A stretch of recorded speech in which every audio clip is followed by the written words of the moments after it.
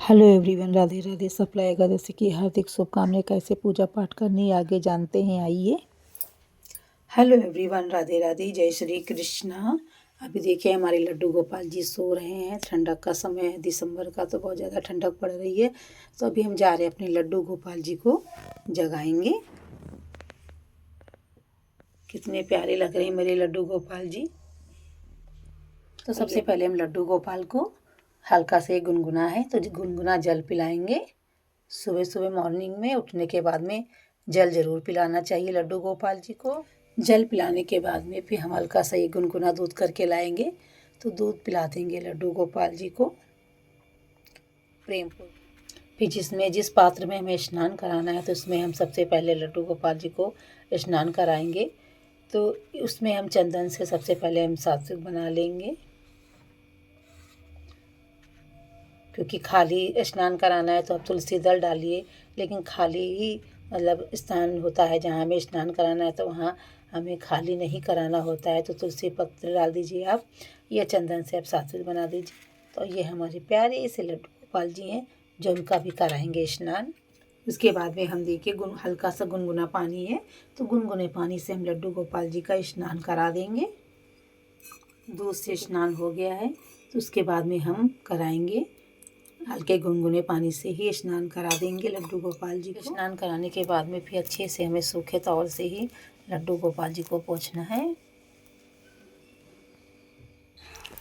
फिर उसके बाद में देखिए हमारे लड्डू गोपाल जी का हमने सूखे तौल से पोंछने के बाद श्रृंगार करा के बैठा दिया था। उसके बाद में जहाँ भी अभी आप एकादशी की पूजा करनी है, मंदिर में भी चौकी लगा के भी कर सकते हैं। तो सबसे पहले जहाँ अगर चौकी लगानी तो वहाँ साफ़ सुथरा पोछा लगा लीजिए। उसके बाद में अगर चौकी में लगाना है तो उसको साफ़ सुथरा करके पीला वस्त्र बिछा दीजिए। पीला वस्त्र बिछाने के बाद में जहाँ भी हमें भगवान विष्णु गणपति जी को और हमारे जितने भी लड्डू गोपाल जी हैं विराजमान करने हैं, सभी की जगह पर हमने फूल और तिल डाल दिया था। क्योंकि चावल का इस्तेमाल हम नहीं करते हैं एकादशी में, कोई भी नहीं करता होगा। तो हमने देखे डालने के बाद में भगवान विष्णु की फ़ोटो होती है, हमारे यहाँ बहुत बड़ी फ़ोटो है तो उसको उतारने बैठाने में थोड़ा सा डर लगता है, तो इसीलिए मैंने सिर्फ फ़ोटो ही रख दी थी भगवान विष्णु की। और गणपति जी को भी हमारे छोटे से विराजमान कर दिया था। और हमारे प्यारे से लड्डू गोपाल जी हैं, सब नहा धो के श्रृंगार होके मैंने बैठा दिया था सभी लड्डू गोपाल जी को। उसके बाद में बैठाने के बाद में लड्डू गोपाल जी को जो भी वस्त्र के रूप में कलावा होता है तो हम सबसे पहले गणपति जी को ही उड़ा देंगे, क्योंकि अगर वस्त्र नहीं है तो हम कलावा के रूप में वस्त्र होता है उसको हम उड़ा देंगे। उसके बाद में अपने भगवान विष्णु हरि को भी कलावा समर्पित करेंगे। फिर चंदन जो है सभी भगवानों को, जितने भी हमारे हैं ये भगवान जितने भी हैं फ़ोटो में, उतने सभी को हम चंदन स्थापित करेंगे। फिर उसके बाद जितने भी हमारे सारे लड्डू गोपाल जी को भी थोड़ा थोड़ा सही चंदन लगाएंगे, क्योंकि ठंडक में चंदन थोड़ा ठंडा होता है तो इसीलिए चंदन लगा देंगे सारे लड्डू गोपाल जी को। सब हमारे लड्डू गोपाल जी गर्म वस्त्र पहने, हमने कल ही बनाए थे। तो कैसे लग रहे हैं मेरे लड्डू गोपाल जी, कमेंट्स बॉक्स में ज़रूर बताइएगा।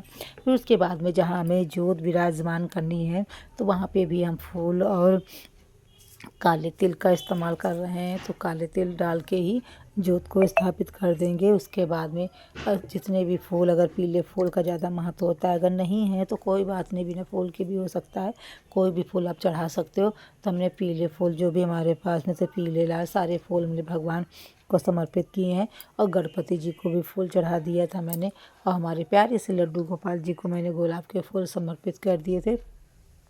जो भी आपके पास में ऋतु के हिसाब से जो भी फल हो तो आप फल भी चढ़ा सकते हैं भोग में, कुछ भी आप, क्योंकि एकादशी में अन्न का भोग नहीं लगता है तो आप मेवे का कुछ भी आप भोग लगा सकते हैं, मिश्री का भी लगा सकते हैं, किशमिश मिश्री का भी लगा सकते हैं।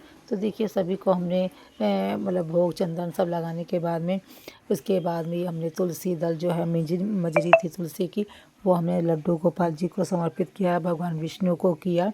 क्योंकि गणपति जी में तुलसी का भोग नहीं लगता है या नहीं चढ़ता है तो उसमें तुलसी का नहीं लगाएंगे, तो इसमें हमने मिश्री का भोग किशमिश का भोग लगा दिया था। उसके बाद में ये हम रखना भूल गए थे, अपने गाय जी को जगह छोड़ दिया था लेकिन रखना भूल गए, तो हमने गाय जी को भी बाद में हमने टीका वगैरह चंदन का लगा के उनको भी स्थान ग्रहण करा दिया था।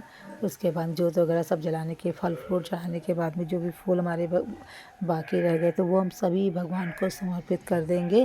क्योंकि एकादशी की पूजा है तो पीले वस्त्र का हो या पीले फूलों को ज़्यादा महत्व होता है, नहीं तो कोई बात नहीं है, ऐसे भी पूजा हो सकती है। तो धूप दीप जला के ही लड्डू गोपाल जी के पास में रख देंगे, सभी भगवान की आरती प्रेम पूर्वक कर लेंगे। और कथा इसमें हम नहीं सुनाएं क्योंकि काफ़ी लंबी वीडियो हो जाएगी, इसलिए कथा हम अगली वीडियो में डालेंगे। तभी पूजा पाठ कैसे करनी वो हम आपको बता रहे हैं। तो ये हमारी हर विष्णु की एकादशी में पूजा है, तो एकादशी की पूजा सफला एकादशी की हार्दिक शुभकामनाएं आप सभी लोगों को दिल से। राधे राधे। और आप लोगों को खूब सेवा करिए क्योंकि ये एकादशी का महत्व बहुत ज़्यादा है। सफला यानी सफल होना।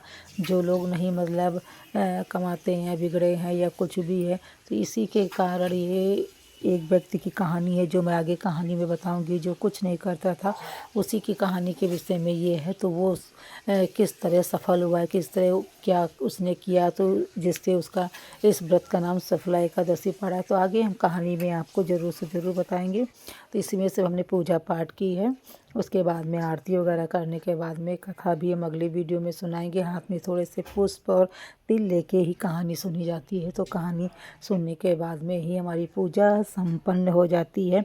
और भगवान हरि विष्णु से क्षमा मांगे, जो भी कमी रहेगा ये दक्षिणा चढ़ा दीजिए। उसके बाद दक्षिणा चढ़ाने से ये होता है कि जो भी हमारी पूजा पाठ में कमी रह गई वो पूरी हो जाती है। उसके बाद में हमारी पूजा भी संपन्न हो गई। अगर आप हमारे चैनल में नए हैं तो चैनल को लाइक सब्सक्राइब